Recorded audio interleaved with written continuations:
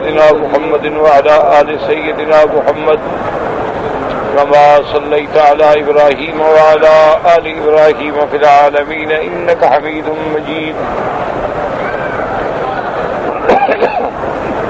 أعوذ بالله من الشيطان الرجيم.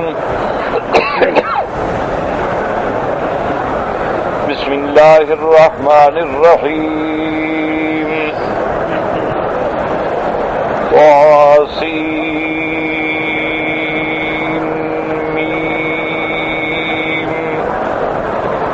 تلك آيات الكتاب المبين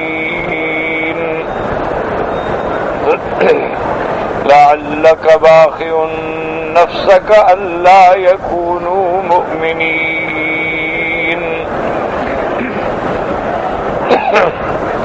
إن نشأ ننزل عليهم من السماء آية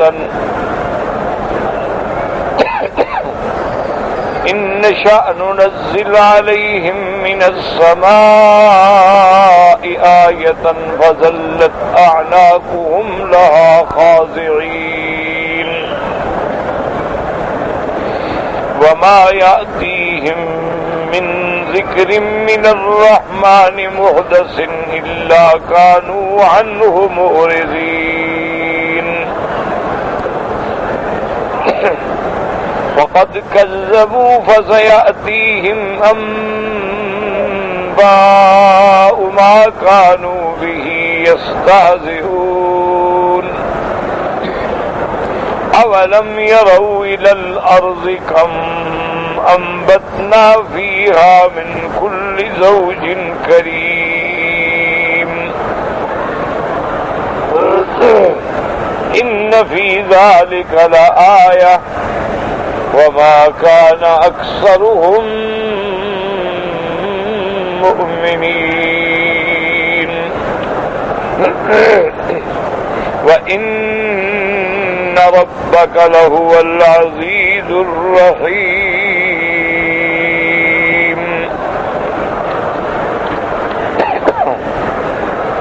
سورۃ الشعراء جو ہے سور مکیہ میں سے ہے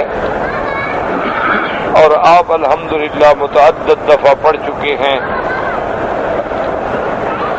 کہ جو صورتیں میرے آقا پہ ہجرت سے پہلے نازل ہوئی ہیں وہ سب مکیہ چاہے وہ کہیں بھی اتری ہو.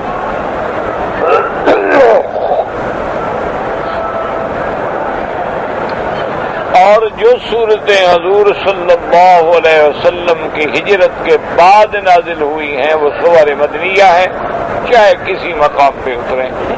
تو سورۃ الشعراء جو ہے یہ بھی سورۃ مکیہ. سابقہ سورۃ الفرقان میں آپ نے اس کے آخری آیات میں پڑھا ہے کہ اللہ تبارک و تعالی نے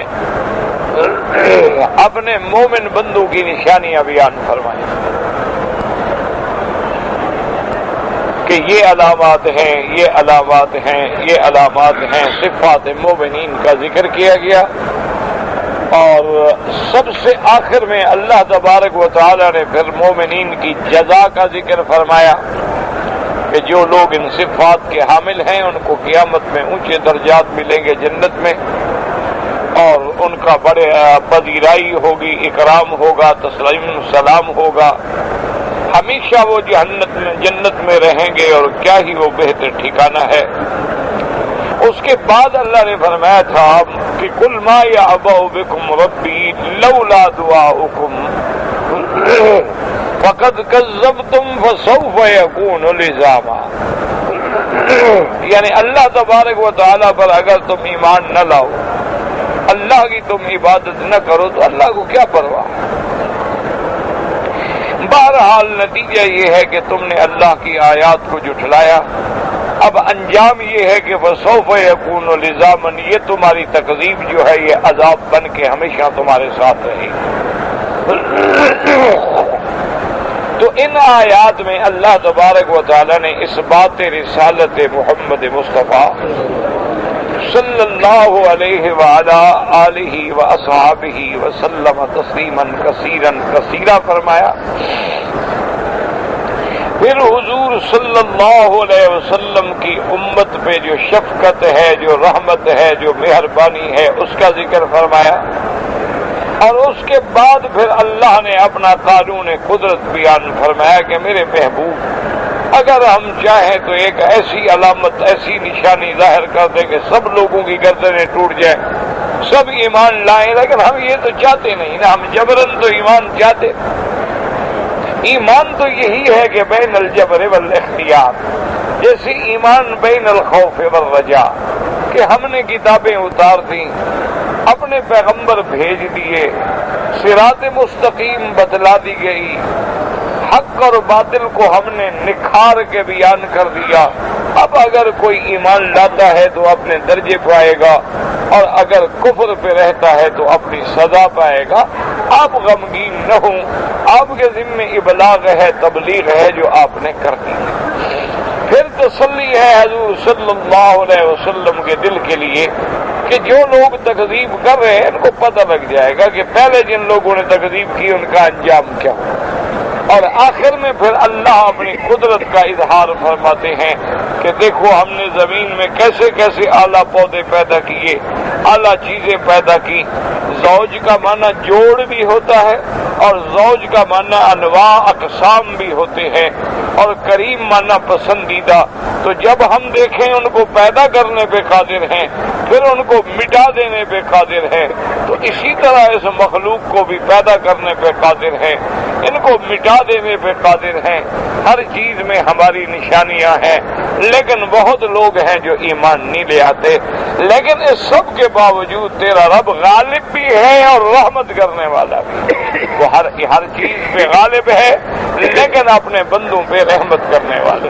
اس لیے فرماتے ہیں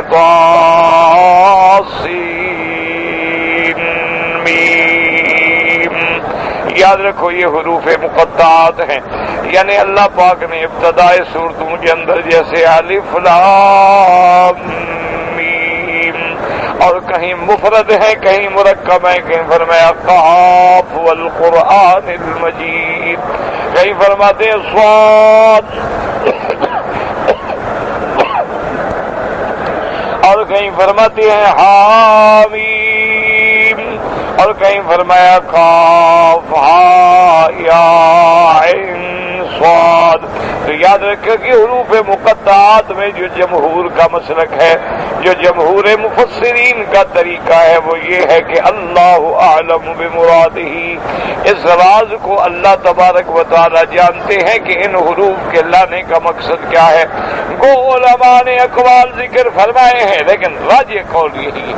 بعض کہتے ہیں اس میں صورتوں کی ابتدا کی طرف اشارہ ہے، بعض کہتے ہیں اس کی اسماء اللہ کی طرف اشارہ ہے، لیکن اصل راجح بات یہ ہے کہ اس کی حقیقت کو، اس کے اسرار کو میرا اللہ جانتے ہیں۔ فرمایا تلک آیات الکتاب المبین، تلک یعنی یہ آیات جو ہم نے اتاری ہیں یہ اللہ کے قرآن کی آیات ہیں، اور ایسی کھلی ہوئی آیات ہیں، واضح ہیں، جو حق و باطل کو جدا کرنے والی ہیں۔ فرمایا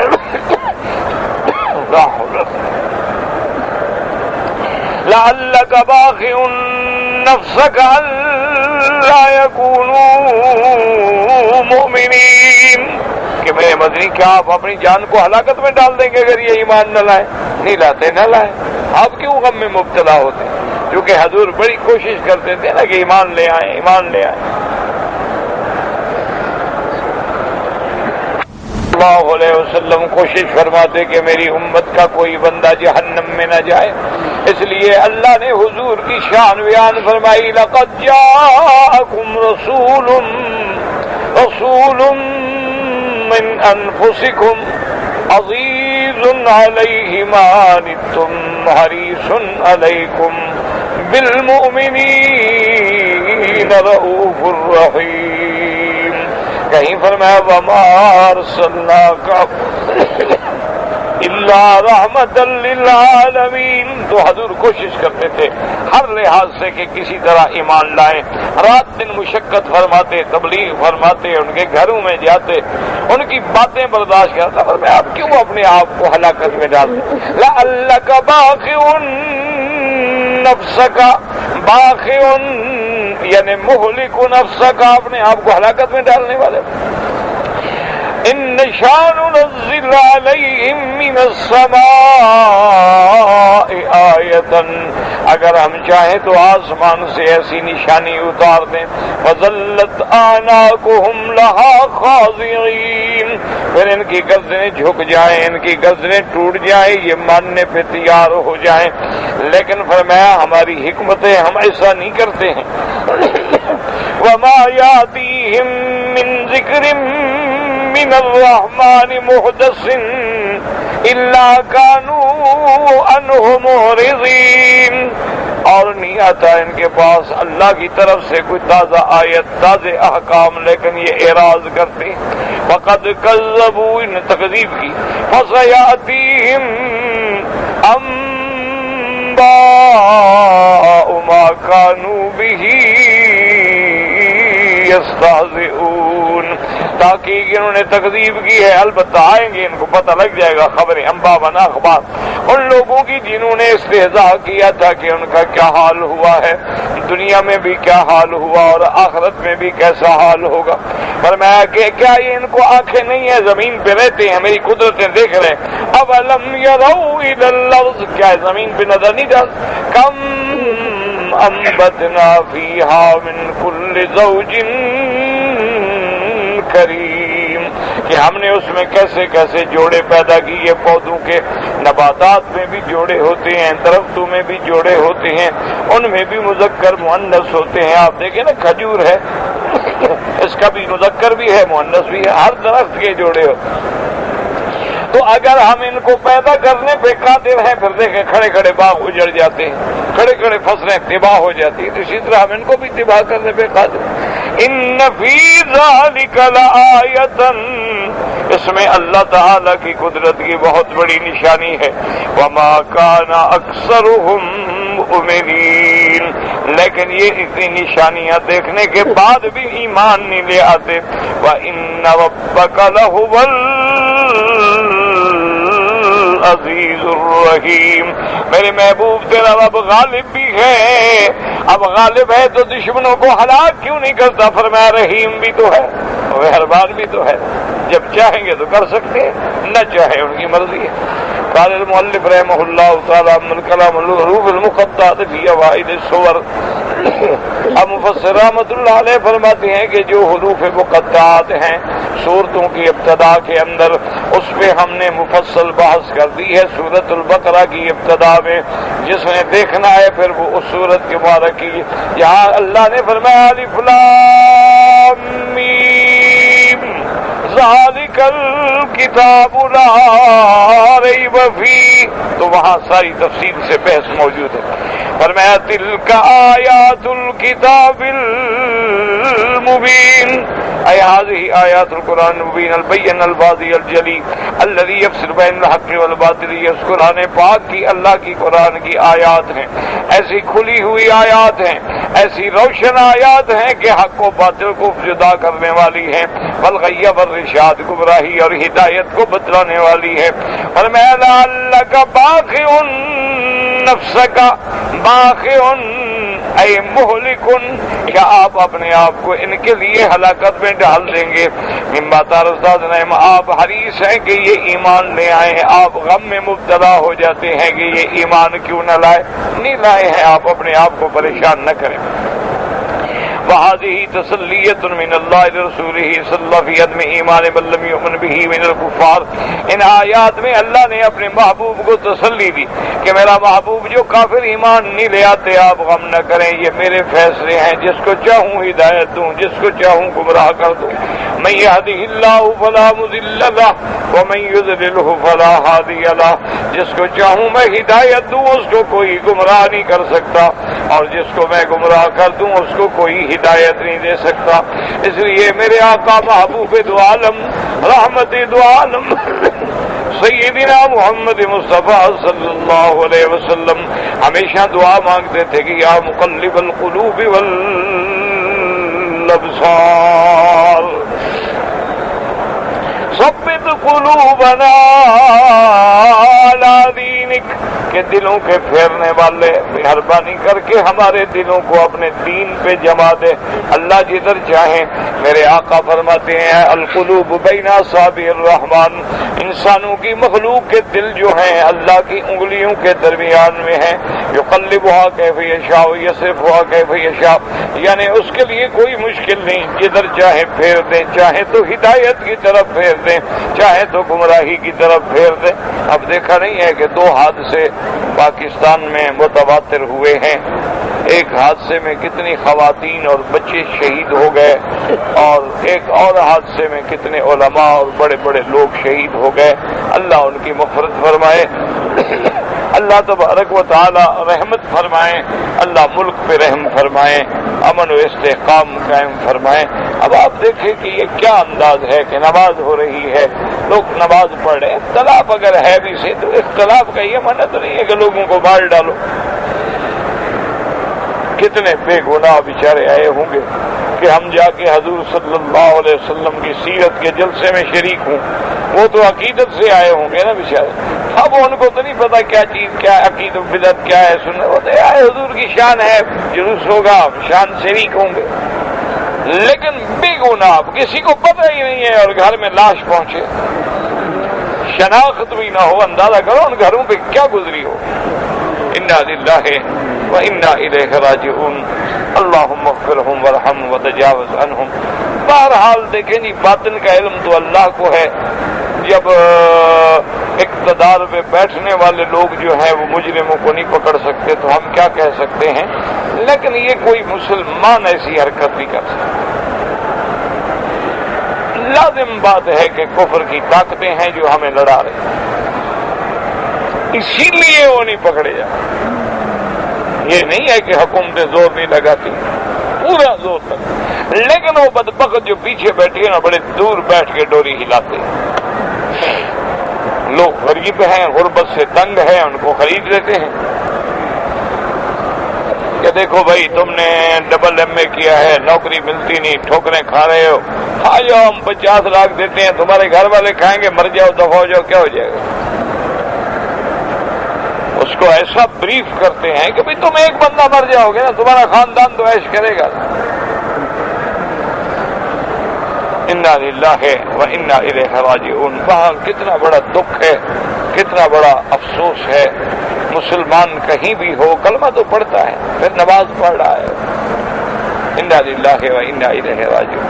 اختلاف اپنی جگہ ہے، لیکن آدمی کو اتنا کھٹور نہیں ہو جانا چاہیے، اتنا تنگ نظر نہیں ہونا چاہیے کہ جس سے کوئی مسلک کا اختلاف ہے تو کہے وہ مر جائیں گے۔ وہ بات ہے، اختلاف ہوتے ہیں، بڑے بڑے علماء میں اختلاف ہوئے، ائمہ میں اختلاف ہوئے، اللہ سب کی قبروں پہ کروڑوں رحمتیں فرمائے۔ تو اللہ نے تسلی دی کہ ہم چاہیں تو ان کے لیے کیا مشکل۔ فلا تذهب نفسك عليهم حسرات، آپ کیوں غم میں اپنے آپ کو ہلاک کرتے ہیں؟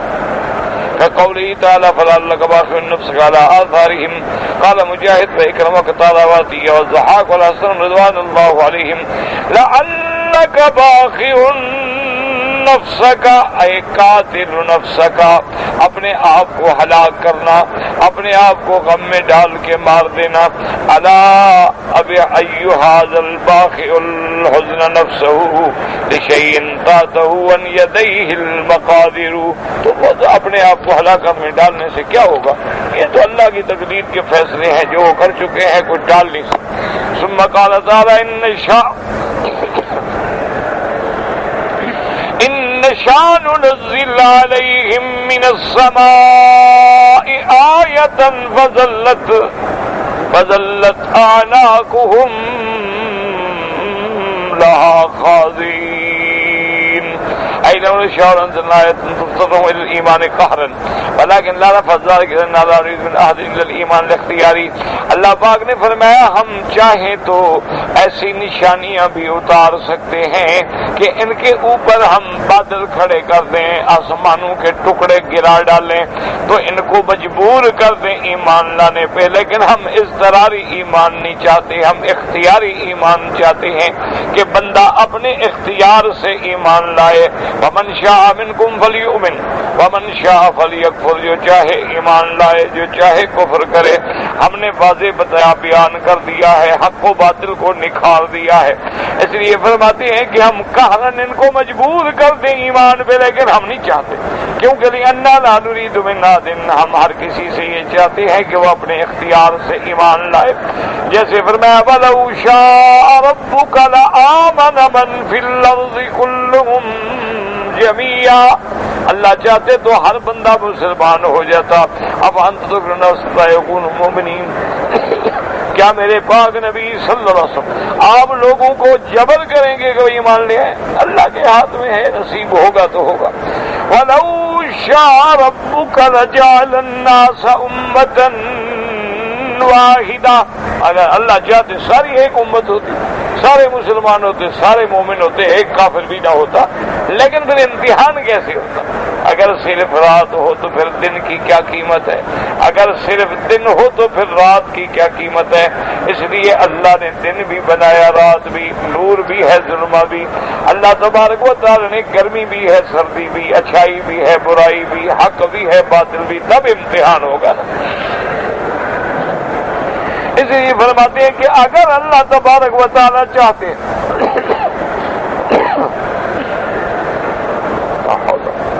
وَلَوْ شَاءَ رَبُّكَ لَجَعَلَ النَّاسَ أُمَّةً وَاحِدَةً ای فنفرت قدرہ ووزت حکمتہ، لیکن اس کی تقدیر ہے، اس کی حکمتیں ہیں۔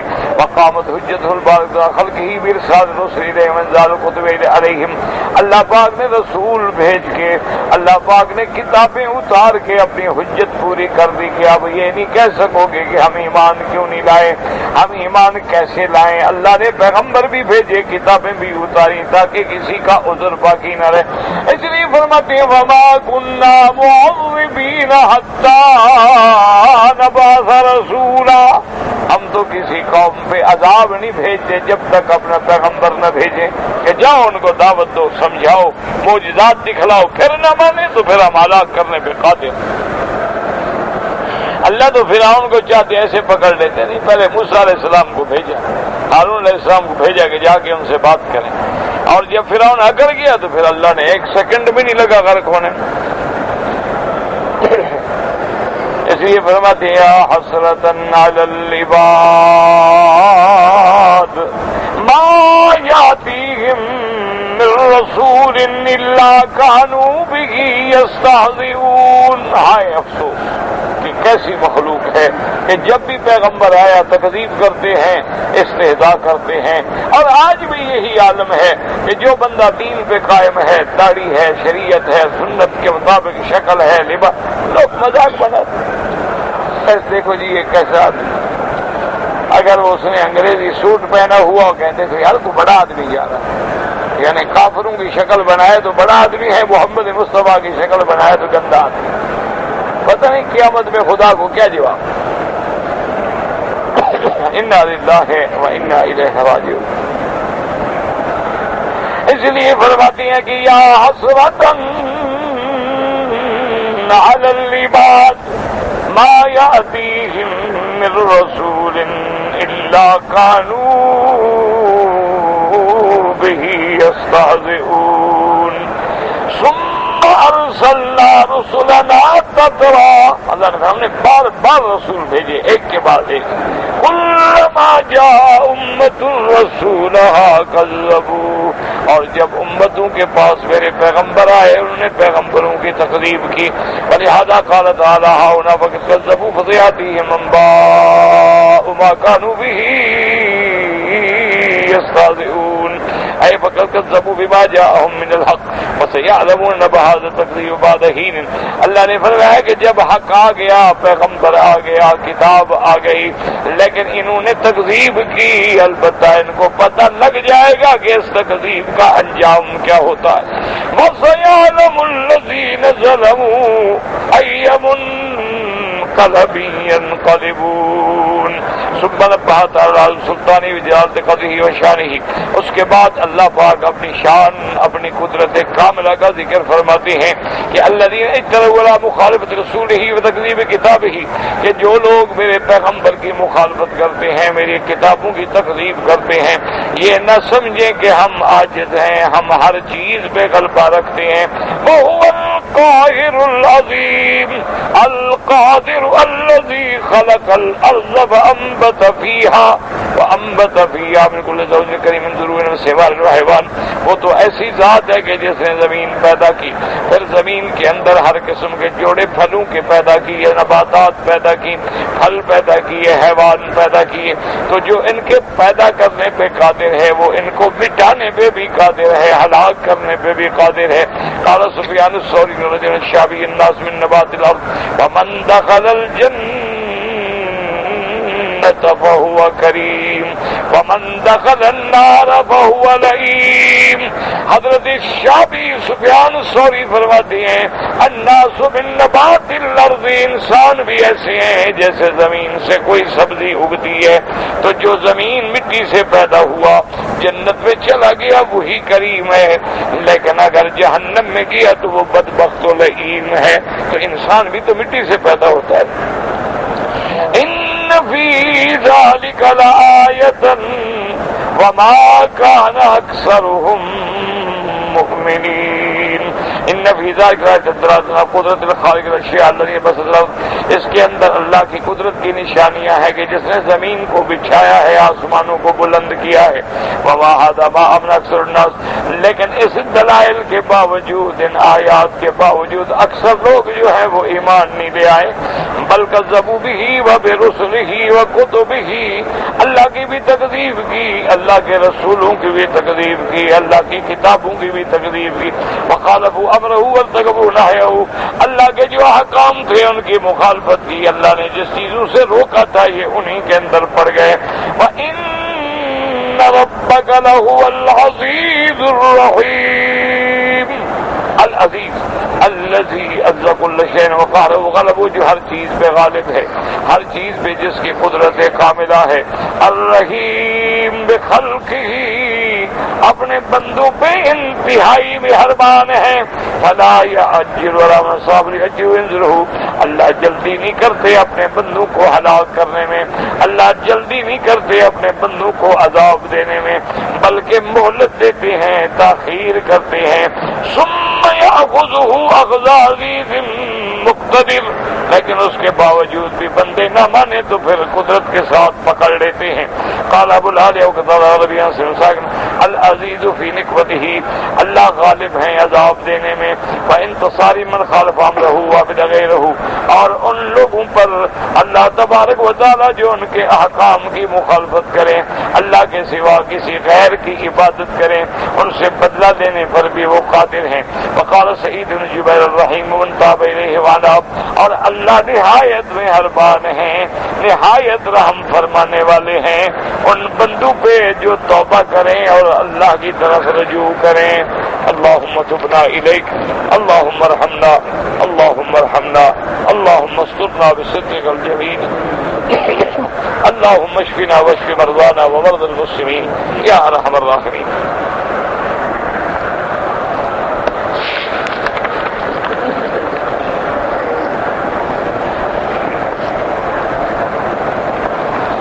کہتے جی کہ میں مکہ مکرمہ میں رہتا ہوں. ایک مسئلہ ہمیشہ سمجھو، ایک لوگوں کے دماغ میں کوئی خلل ہو گیا ہے کہ جی میں مکے میں رہتا ہوں تو مکے میں رہنے سے شریعت بدل جائے گی. اگر باہر رہو تو 5 نمازیں پڑھو گے، مکے میں رہو تو 3 پڑھو گے. کیا بات؟ مکے میں رہنے سے تو تم پہ شریعت کے احکام اور زیادہ لازم ہو گئے کہ تم اللہ کے حرم میں رہتے ہو پھر بھی شریعت میں نہیں چل رہے ہو. اس لیے ایک دماغوں سے یہ بات نکال دو کہ ہم مقیم ہیں، یہ ہم مقیم ہیں. مقیم ہو گیا تو کیا ہو گیا؟ بہرحال وہ کہتے ہیں کہ میں طائف گیا تھا اور میں نے عمرہ نہیں کیا، میری عمرے کی نیت نہیں. میرے عزیز امام ابو حنیفہ رحمت اللہ علیہ تو اس مسئلے میں بڑا ہی ان کا سخت حکم ہے. وہ یہ فرماتے ہیں کہ میقات بنایا ہی اسی کے لیے گیا ہے کہ کوئی آدمی اس سے بغیر احرام کے نہ گزرے.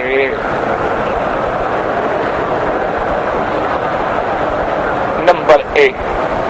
نمبر 2 وہ فرماتے ہیں اس پہ دلیل کہ حضور صلی اللہ علیہ وسلم 4 دفعہ مکے میں آئے. کیا معنی؟ اسلام آنے کے بعد، ہجرت کے بعد، ورنہ تو حضور مکے میں پیدا ہوئے، مکہ میں زندگی گزاری، 40 سال رہے، نبوت ملی، پھر 13 سال رہے، 53 سال کی عمر میں حضور پاک نے ہجرت فرمائی. اچھا، احکام حج اور عمرہ جو ہیں وہ بھی ہجرت کے بعد ہے. تو ہجرت کے بعد قدومات محمد مصطفیٰ جو ہیں صلی اللہ علیہ وسلم وہ 4. ایک دفعہ آپ تشریف لائے اور مشرکین نے آنے نہ دیا، روک دیا، احرام کھول کے حضور واپس تشریف لے.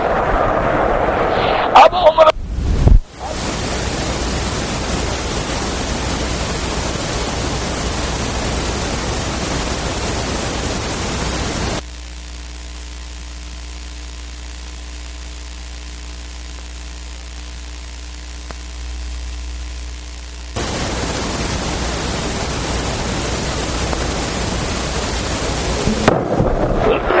عمرہ قضا کرنے کے لیے تشریف لائے. 2 ہو گئے.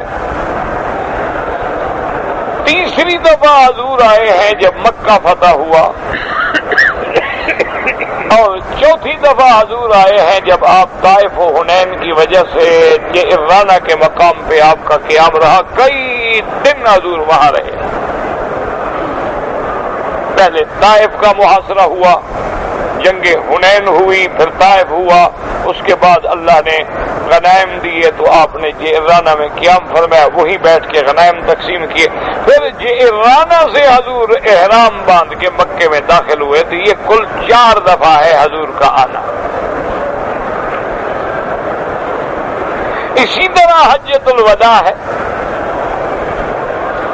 تو اب امام صاحب رحمت اللہ علیہ فرماتے ہیں کہ پہلی دفعہ آئے تو احرام ہے، عمرۃ القضاء پہ آئے تو احرام ہے، جعرانہ سے آئے تو احرام ہے، حجۃ الوداع پہ آئے تو احرام ہے. صرف فتح مکہ کے موقع پہ حضور نے احرام نہیں باندھا. اور حضور نے ساتھ یہ بھی فرما دیا کہ لوگوں خبردار سن لو، اللہ کے حرم میں جنگ منع ہے، لیکن اللہ نے میرے لیے کچھ گھنٹوں کے لیے حلال کی ہے.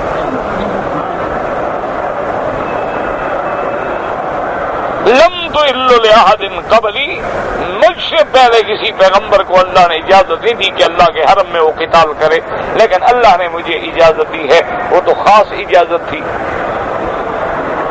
تو اس لیے امام ابو حنیفہ رحمت اللہ علیہ تو میرا بھائی اس مسئلے میں بڑے سخت ہیں.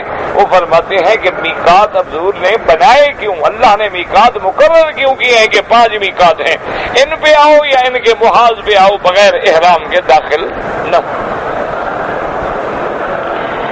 اب بعض ائمہ کرام جو ہیں اللہ ان کی قبروں پہ رحمت فرمائے، جیسے حنابلہ ہیں، شوافی ہیں، وہ فرماتے ہیں کہ حدیث میں لفظ ہے کہ لمن اراد الحج والعمرۃ، جو آدمی حج یا عمرے کی نیت سے آئے وہ بغیر احرام کے نہیں آ سکتا.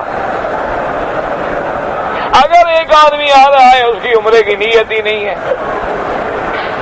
ایک آدمی ڈرائیور ہے وہ روزانہ طائف جاتا ہے، ایک آدمی ڈرائیور ہے وہ روزانہ مدینہ شریف جاتا ہے، ایک آدمی ڈرائیور ہے وہ روزانہ جوہفہ جاتا ہے، ایک آدمی کاروباری ہے وہ روزانہ یلملم جاتا ہے اور واپس آتا ہے، تو نکاح اس کا تو حج عمرے کی نیت ہی نہیں ہے، لہذا یہ اگر احرام نہ باندھے تو گناہ نہیں ہوگا. وہ یہ نہیں کہتے کہ نہ باندھو، وہ کہتے ہیں نہ باندھے تو گناہ گار نہیں ہوگا، ورنہ وہ بھی یہی کہتے ہیں کہ باندھنا چاہیے. مسئلے کو سمجھا کریں. یعنی کوئی امام یہ نہیں کہتا کہ احرام نہ باندھو، وہ صرف اتنا فرق ہے کہ وہ یہ کہتے ہیں کہ اگر اس کی عمرے کی اور حج کی نیت نہیں تھی، اس کی نیت تھی نوکری کی، نیت تھی دوست کو ملنے کی، نیت تھی سیر کرنے کی، تو اب اگر احرام نہیں باندھا تو جرمانہ نہیں ہوگا، یہ نہیں کہ نہ باندھو۔ امام صاحب فرماتے ہیں کہ نہیں، یا تو لوٹ کے پھر دوبارہ عمرہ کرے، ورنہ اس کو عمرہ بھی قضا کرنا ہوگا، دم بھی دینی ہوگی کہ حضور پاک نے اگر عمرہ نہیں کیا، کافروں نے روک دیا، تو آپ پھر آئے عمرۃ القضا پہ۔ تو اس لیے بہرحال اس میں تو کوئی شک نہیں کہ ہاں، باقی امام صاحب فرماتے ہیں کہ جو لوگ روزانہ آتے جاتے ہیں یہ معذور ہیں، کیونکہ ایک آدمی اب ڈرائیور ہے، صبح سواری لے کے گیا طائف، ظہر کو آ گیا، پھر شام کو مل گئی، مغرب کو آ گیا، مغرب کو مل گئی، پھر رات کو 2 بجے واپس آ گیا، تو 3 دفعہ عمرہ تو نہیں کر سکتا۔ وہ فرماتے ہیں یہ مضطر ہیں، یہ معذور ہیں، یا جیسے لکڑ ہارے ہوتے تھے اس زمانے میں، لکڑیاں چنتے چنتے ہاتھ سے نکل گئے پھر واپس آ گئے، بکریاں چراتے چراتے ہاتھ سے نکل گئے پھر واپس آ گئے، تو ان کو امام ابو حنیفہ رحمۃ اللہ علیہ بھی معذور سمجھتے ہیں کہ وہ معذور ہیں، ان کا کوئی گناہ نہیں۔ اچھا،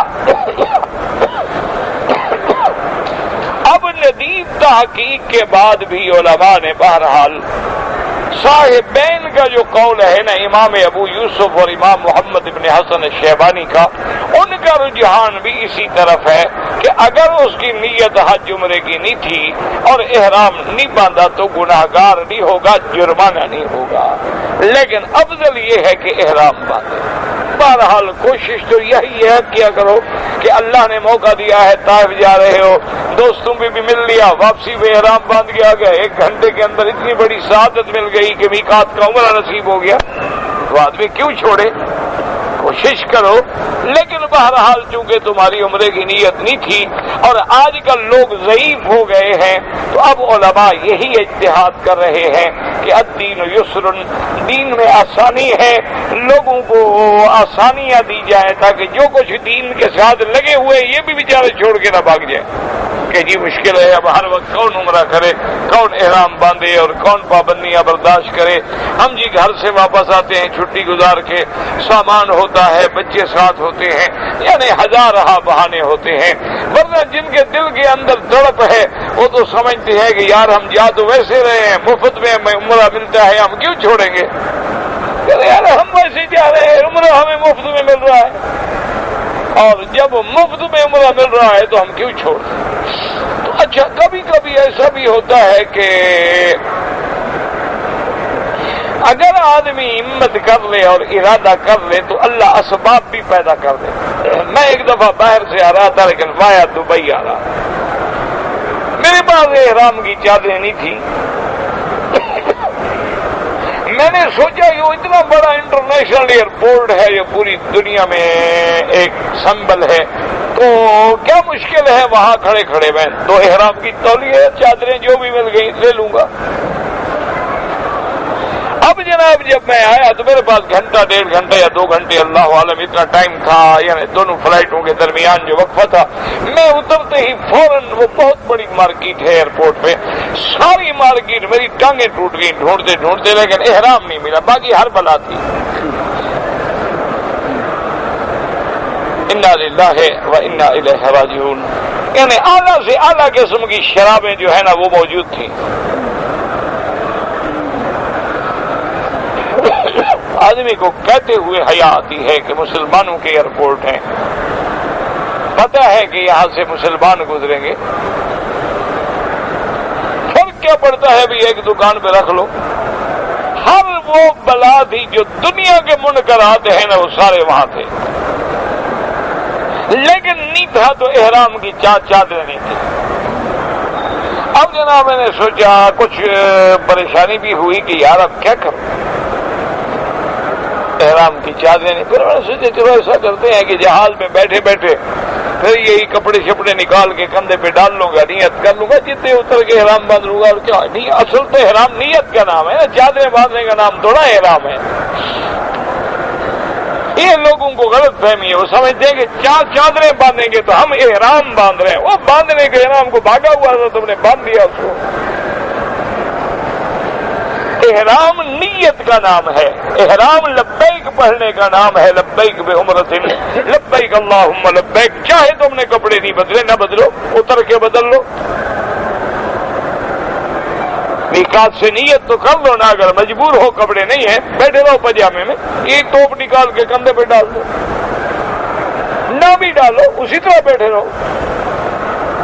تو پھر آخر میں نے یہی سوچا کہ جہاز میں نیت کر لوں گا۔ اتنی دیر میں اتفاق سے نماز کا کوئی ٹائم تھا شاید، تو جلدی جلدی وضو کیا، نماز پڑھی، تو ایک آدمی دوڑتا ہوا آیا، اس نے کہا حضرت آپ نے احرام نہیں باندھنا؟ میں نے کہا یار باندھنا، تو نے کہا میرے پاس یہ 2 تولیے زیادہ ہیں، آپ مہربانی کر کے قبول کر لیں۔ اللہ نے وہاں دے، ہم میں جانتے نہیں وہ بیچارہ کون ہے، کہاں سے اللہ نے اس کو بھیجا اور کیوں اس کے پاس 2 زیادہ تھے، اللہ نے مجھے احرام بدوانا تھا۔ اچھا اتنے اچھے ٹاول تھے نا، میں خود خریدتا تو شاید اتنا اچھا نہ خریدتا، سستا ڈھونڈتا نا، مولوی آدمی پیسے تھوڑے خرچ کرتا ہے، یا تو کوئی اور قربانی کرے نا، ورنہ مولوی اور پیر جیب سے خرچ کرے توبہ قیامت آ جائے۔ یہ جو کبھی کبھی کھلاتے ہیں وہ اصل آپ کا پیسہ ہوتا ہے، وہی آپ کو کھلا رہے ہوتے ہیں، اپنے گھر سے کھلائیں مر جائیں۔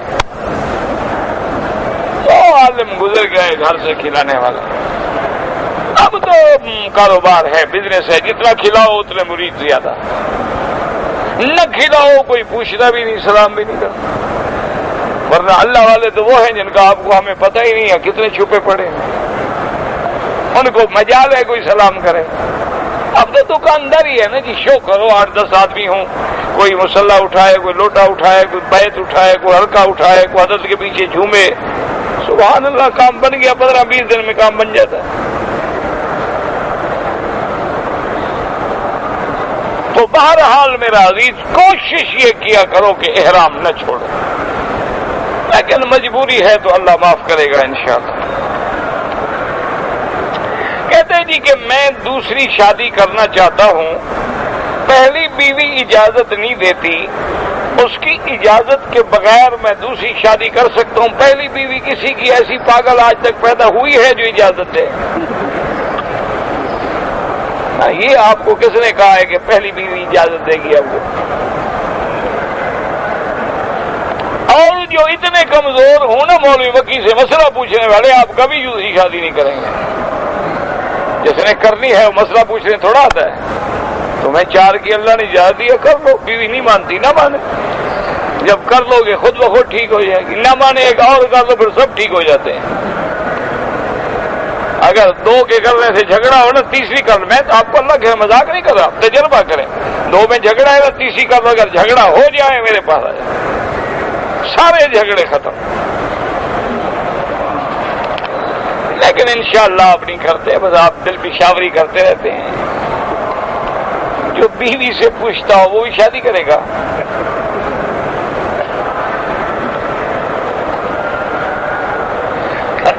مسلمان جس عمر کا مرے گا جنت میں اسی عمر میں جائے گا؟ نہیں، 90 سال کا مرے گا پھر اللہ بوڑھا کر کے جنت بھیجیں گے، جوان بنا کے بھیجیں گے۔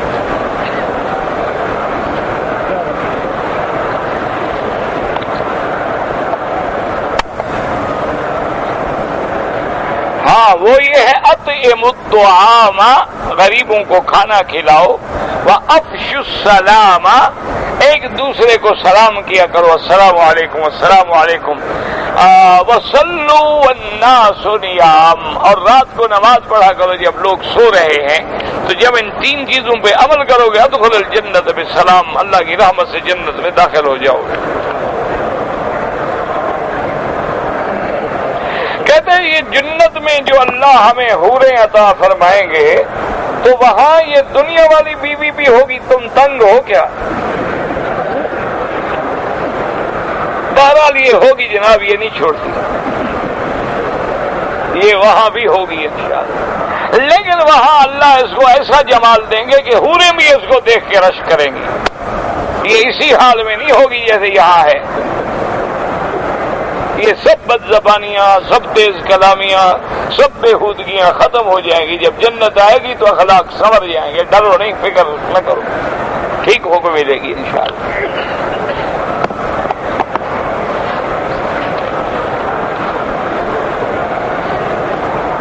عمرے کے احرام کا کتنا خیرات دینا چاہیے؟ کس کا خیرات؟ عمرے کا کوئی خیرات تو ہوتا نہیں، کوئی غلطی کرو تو ایک بکری دینی پڑے گی. اب مجھے کیا پتا آپ نے کیا غلطی کی ہے. اگر ایک عورت آئے عمرہ کرنے کے لیے، نیت کر چکی ہے، احرام کی لبیک پڑھ چکی ہے، اور ایام حیض آ جائیں تو وہ اپنے گھر میں، ہوٹل میں جہاں ٹھہری ہوئی ہے وہاں رہے اور اپنے آپ کو احرام میں سمجھے. کیا مانا؟ عطر نہ لگائے، خوشبو نہ لگائے، خوشبو کا صابن استعمال نہ کرے، خوشبو والا تیل اور شیمپو ویمپو استعمال نہ کرے، شوہر کے قریب نہ جائے، سمجھے کہ مجھ پر احرام کی پابندیاں لاگو ہیں. جس دن پاک ہو جائے غسل کرے، کپڑے پہنے، آ کے اپنا عمرہ پورا کر لے.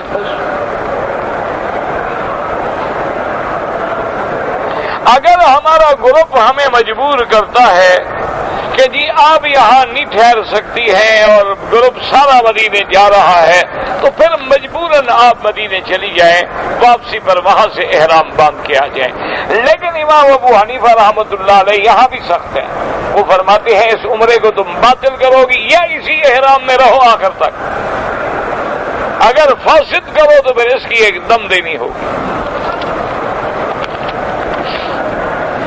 اصل میں نے آپ کو بتایا نا جی کہ امام صاحب جو ہے نا وہ بڑے احتیاط کا مسئلہ لیتے ہیں کہ کسی میں ذرا سی بھی چھوٹ نہیں دیتے تاکہ غلطی نہ ہو. آج بندوں کو تھوڑی سی چھوٹ دے دو تو نماز چھوڑ کے بھاگ جائے. کہتے تھے کہ شاہ نواز نام رکھنا منع ہے، لڑکے کی عمر 14 سال. لوگ او یار ایسے 100 سال والے پیریں دیتے پھر رہے ہیں، کس کس کے نام بدلو گے؟ شریعت میں یہ نام غلط ہے. ورنہ پیریں دیتا، فقیر بخش، حسین بخش، علی بخش، دھنی بخش، جمعہ خان، منگل خان، سورج خان، سمندر خان، یہ سب غلط ہے. یہ کون سے نام ہیں؟ کوئی سہارا ہے، کوئی بدھو ہے، کوئی نتھو ہے. عجیب ہو. ہمارے بلوچوں کے تو ایسے نام ہوتے ہیں، میرے دادے کو بھی نہ ہیں. عجیب عجیب نام، جنگی خان، جنگل خان، جنگل خان. عجیب یہ ہماری اپنی قوم کے ایسے نام ہوتے ہیں. میں تو ڈر کے ہمارے یاد ہی نہیں رکھتا. بس خان صاحب کیا حال ہے، سردار صاحب کیا حال ہے، جان چھڑائی، قصہ ختم. کہ کیا نام یاد رکھے آدمی؟ پتہ نہیں کون سی لغت سے نکالتے ہیں وہ نام. نہ وہ بلوچی کا لفظ ہے، نہ اردو کا ہے، نہ عربی کا ہے، نہ فارسی کا ہے. آپ میری صحت کے لیے دعا کرتے ہیں، آپ کو اللہ جزائے خیر دے. نماز کے لیے ہمیں کوئی کتاب چاہیے. نماز کے لیے میرا بھائی بہت ساری کتابیں ہیں دنیا میں. کسی دکان پہ جا کر آپ ان سے کہیں کہ آپ کو کوئی نماز کی کتاب دے دیں اردو میں. بہت ساری کتابیں ہیں اور اچھی کتابیں ہیں، مستند کتابیں ہیں. اور اسی طرح ایک چھوٹی سی کتاب میں نے دیکھی تھی مسلک حنفی کے مطابق، وہ ہے نماز پیمبر، الیاس فیصل کی. ایسے مجھے یاد آتا ہے، اللہ عالم پورا نام مجھے یاد نہیں. بہرحال دکاندار سے کہیں گے آپ شافعی ہیں، ان کو شافعی مسلک کی کتاب دے دو. حنبلی ہیں، حنبلی مسلک کی کتاب لے لو. ہم تو سب ائمہ کا احترام کرتے ہیں، عزت کرتے ہیں. عورت کے لیے عورت بھی پردہ کرے گی. عورت کے سامنے یعنی بلا وجہ عورت بدن نہیں کھول سکتی. اس کو عورت کو بھی پردہ ہے، بالکل سارا جسم نہیں کھول سکتی. باقی یہ ہے کہ عورت ایک دوسرے کو دیکھ سکتی ہے لباس میں. مانا یہ ہے کہ کوئی ایسی چیز بدن کا حصہ نہیں کھول سکتی. برما میں مسلمانوں پہ بہت ظلم ہو رہا ہے. اللہ مسلمانوں کی حفاظت فرمائے. اللہ فلسطین میں، عراق میں، برما میں، ہر مقام پہ میرا اللہ مسلمانوں کی جان، مال، آبرو، عزت کی حفاظت فرما. کشمیر میں کہاں کہاں ظلم ہو رہا ہے سوچ ہی نہیں سکتا ہے. امت محمد مصطفیٰ بڑے امتحان میں گزر رہی ہے. کہتے ہیں کہ میری عمر تو زیادہ ہے لیکن میں نے نوجوان لڑکی سے شادی کی ہے.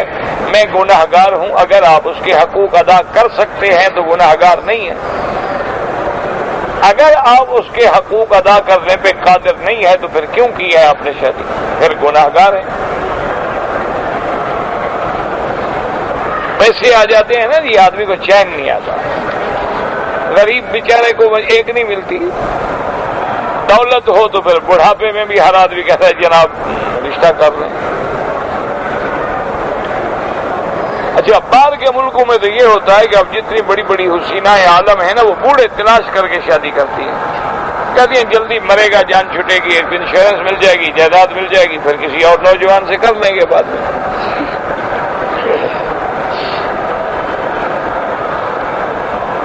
بابا حنفی مسلک میں نے عرض کیا تھا کہ 3 طلاق میں کوئی گنجائش نہیں، اس لیے میں نے آپ سے کہا کہ دارالفتاء سے رجوع کریں، وہاں سے جو اللہ فتویٰ دے اس پہ عمل کریں۔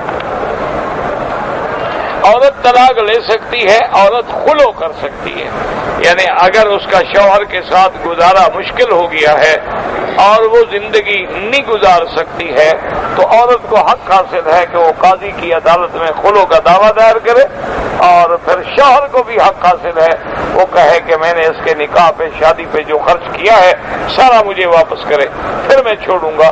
وہ دے دے تو پھر قاضی اس کو طلاق دلا کے خلو کر دے گا۔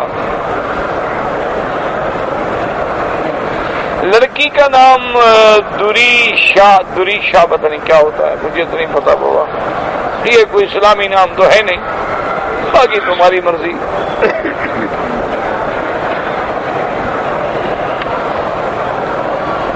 میں بیمار ہوں، اللہ پاک شفا عطا فرما دے، اللہ ہر بیمار پہ شفا عطا فرما، یا اللہ ہماری ظاہری، باطنی، روحانی، جسمانی سب بیماریاں دور فرما دے۔ اللہم اشفنا واشف مرضانا ومرضى من اوصانا ومرضى المسلمین، اللہ ہر بیمار پہ رحم فرما۔